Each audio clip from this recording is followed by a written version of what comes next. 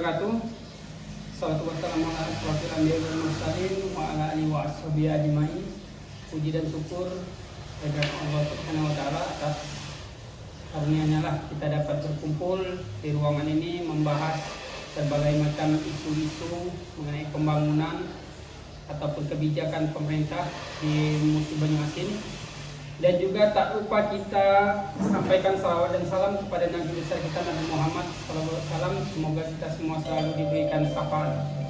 Amin ya rabbal alamin. Terima kasih kepada rekan-rekan sekalian. Hari ini telah memberikan kesempatan waktunya dalam hal untuk membahas isu-isu yang ada di Musi Banyuasin ini. Isu ini kita bahas sistem random, apa yang kita temui beberapa hari yang lalu kita menemui mengenai angkut batu bara, dan ada tadi malam sampai dengan pagi ini kita mendapatkan pemberitaan mengenai jembatan yang pagarnya itu menggunakan pipa plastiknya, baru ada di Musi Banyuasin. Canggih sekali, jembatan menggunakan pipa plastik pagarnya ya. Biasanya kan pipa-pipa besi Pak itu. Nah ini pipanya pipa plastik. Ini sangat hebat sekali pembangunan ini ya, seperti dekorasi saja membangun jembatan. Padahal jembatan itu harus dibangun, harus kokoh dan kuat ya. Dan saya yakin itu tidak akan sesuai dengan rat ya, ataupun speknya. Nah ini yang sangat miris sekali proyek seperti itu. Yang jadi pertanyaan itu siapakah yang melaksanakan proyek itu dan siapakah pengawasnya. Nah, di sini di dalam pemberitaan itu Pak, yang melaksanakan pembangunan proyek itu PUPR ya, PUPR di Musi Banyuasin.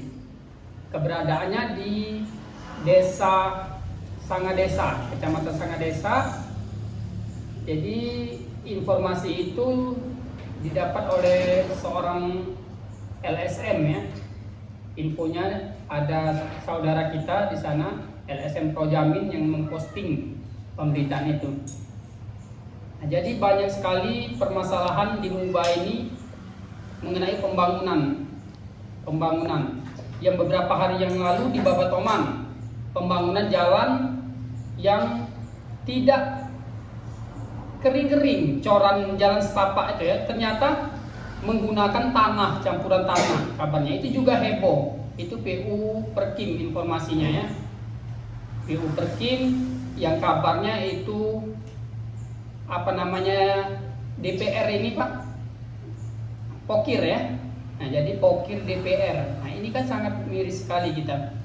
Sangat transparan sistem korupsi di Musi Banyuasin ini. Bagaimana infrastruktur kita akan bagus kalau hal semacam ini terus terjadi ya. Jadi tidak ada jiwa pemerintah kita maupun kontraktor kita ini mau serius membangun, pengen Muba ini bagus, tidak ada. Pemikirannya hanya secara pragmatis, ingin untung, ingin cepat kaya, mungkin ya seperti itu. Nah ini yang sangat kita sesalkan. Kita ini sangat berbeda sekali dengan di daerah lain ya. Saya pernah Pak jalan-jalan ke Bangka, itu kualitas bangunannya betul-betul bagus. Saya lewat jalan aspal itu, lorong ke lorong itu bagus semua jalannya. Tidak ada saya temukan lubang-lubang seperti kita ini ya. Kita ini di tengah kota Pak, bukan lorong-lorong. Seperti di pasar dekat Perjuangan itu. Lubangnya begitu besar-besar. Di kayu arah jalur 1 ya. Jalur 1 kayu arah itu yang arah jalan laut. Itu ditanaman pisang itu Pak.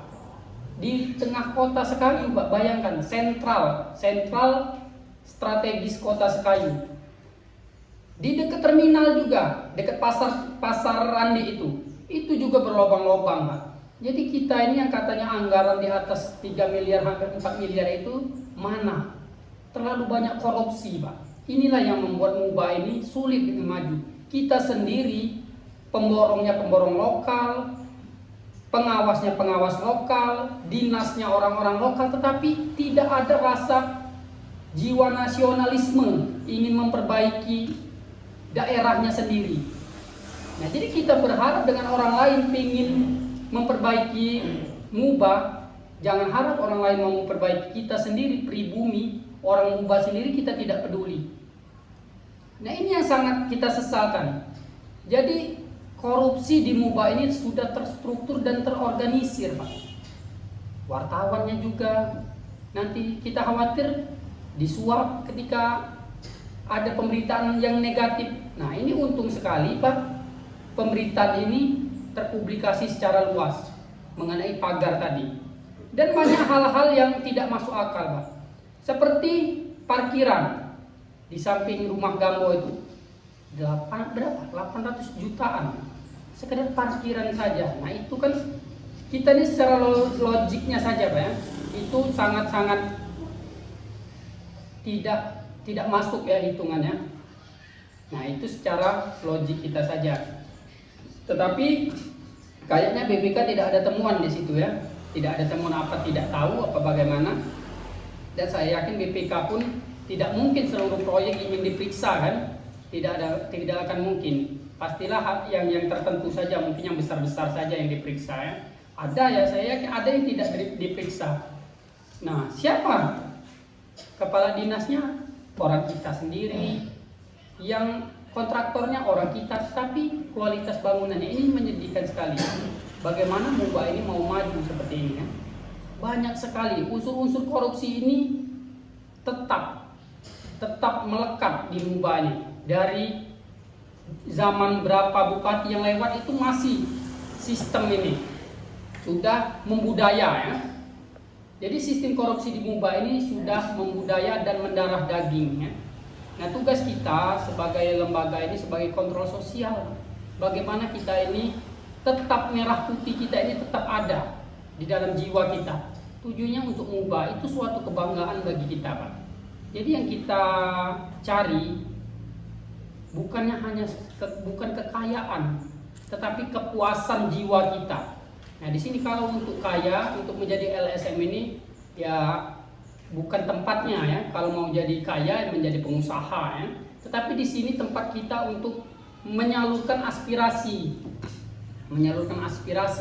menyampaikan ide, pendapat, supaya ada check and balance antara pemerintah dengan kita sebagai kontrol sosial ini. Nah, itu yang kita harapkan dalam setiap aktivis yang ada di Muba ini, harus memilih pemikiran yang nasionalis, yang betul-betul tegak lurus, merah putih ya. Di sisi lain kita mencari uangnya, tetapi ada tempat-tempatnya.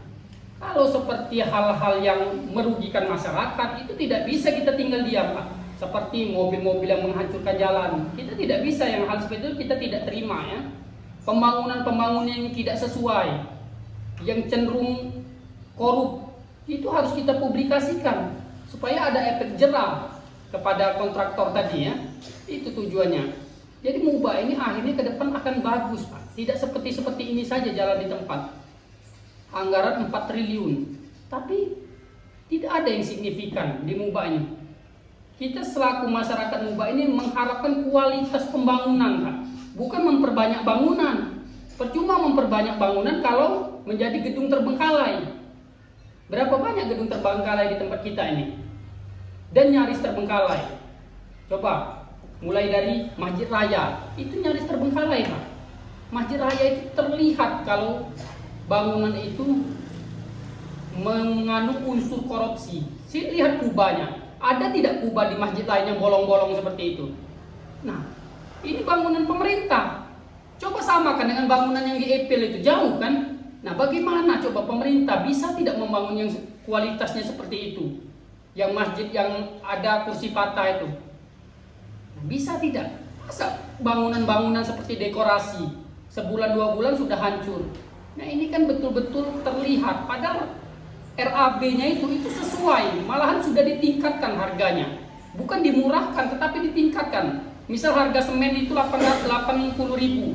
Di RAB itu, Pak, itu 90.000 dibuat, tidak pernah dimurahkan. Artinya pemerintah itu memberikan lebih uang. Jadi sudah diberi lebih, dikorup juga. Itu jadinya hasilnya hancur. Yang mana lagi gedung-gedung yang terbengkalai ini? Seperti rumah pintar, ini diperbaiki terus rumah pintar. Habis itu gedung serbaguna yang ada di jalur 3, perbaikan terus. Jadi perbaikan itu Pak, kita menduga itu menjadi bahan bancakan saja. Bahan bancakan untuk menggarong uang APBD. Pokoknya perbaiki saja, tapi hasilnya kita tidak tahu. Sudah berapa miliar uang yang tertanam di situ. Awalnya saja sudah 60 miliar lebih. Bangunan ini ditambah terus setiap tahun, disuplai dana untuk memperbaiki. Kapan efektifnya gedung itu?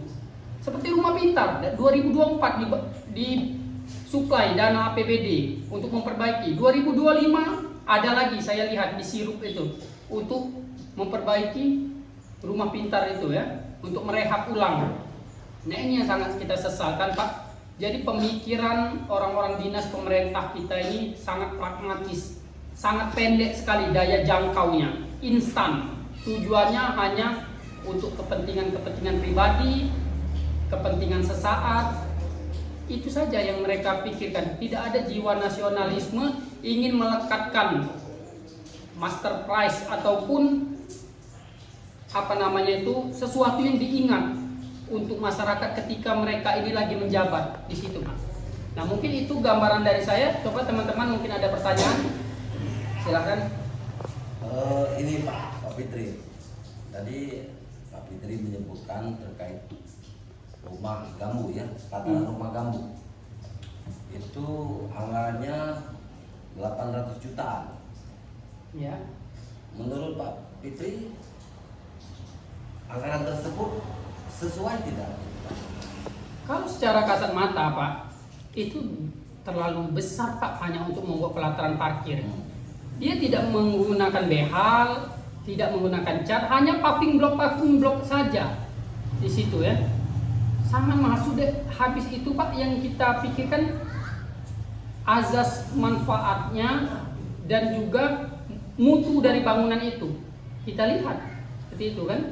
Jadi sangat, kalau melihat secara kasat mata sangat tidak sesuai bangunan itu ya. 800 juta Pak, bukan uang yang sedikit. Kalau kita bangunkan dengan rumah, itu rumahnya sudah begitu bagus itu. Mendapatkan rumah yang sangat berkualitas, menggunakan granit, mungkin bisa 2 lantai. Nah ini, jadi kasat mata kita sangat besar markup-nya. Dugaan kita seperti itu. Pelataran parkir Gambu itu Pak, asas manfaatnya apa Pak? Ya itu katanya. Ya, setelah direhab, pelataran parkir itu asas manfaatnya apa? Itu katanya untuk parkiran ya, parkiran ya, mungkin juga untuk masyarakat bisa juga, mungkin ada yang mengadakan resepsi pernikahan seperti itu ya. Tapi sejauh ini pelataran parkir itu hanya digunakan untuk tamu-tamu yang makan ataupun santai-santai di kedai Gambo itu ya. Di situ ada kedai Gambo Pak. Itu bukanya sore sampai malam itu. Nah itu juga kita tidak tahu siapa pemiliknya, uang, kalau memang dia menyewa, uangnya kemana, kita juga belum sampai ke situ Pak. Karena ranah kita tidak sampai ke situ. Mungkin ada pihak-pihak yang lebih berkompeten ya untuk memeriksa itu. Siap. Ada lagi? Silakan. Ini terkait isu yang beredar Pak Fitri, terkait Dinas Perdagangan. Jadi menurut informasi di Dinas Perdagangan itu ada temuan perjalanan dinas, yang mana menurut dugaan duit yang dipakai itu banyak dipakai oleh oknum PNS, sedangkan untuk pengembalian ditetapkan staf honorer yang disuruh mengembalikan. Itu bagaimana tanggapan Bapak? Nah, ini kan internal mereka ya Pak ya. Ya. Apakah memang betul staf honorer itu yang menggunakan uang itu? Kalau memang staf honorer ya mereka harus bertanggung jawab. Tapi kalau ASN-nya ya ASN-nya harus bertanggung jawab ya. Kita juga belum mendalami permasalahan itu Pak. Tapi kita mendengar-dengar Pak informasinya ini mengenai DL keluar ya. Ya. Itu kan ada uang jalannya. Ya. Nah, informasi yang kita dengar Pak, honorer yang berangkat, tetapi yang ASN-nya itu tidak berangkat. Jadi diwakili oleh honorer itu. Nah, jadi uang itu mungkin mereka bagi seperti itu.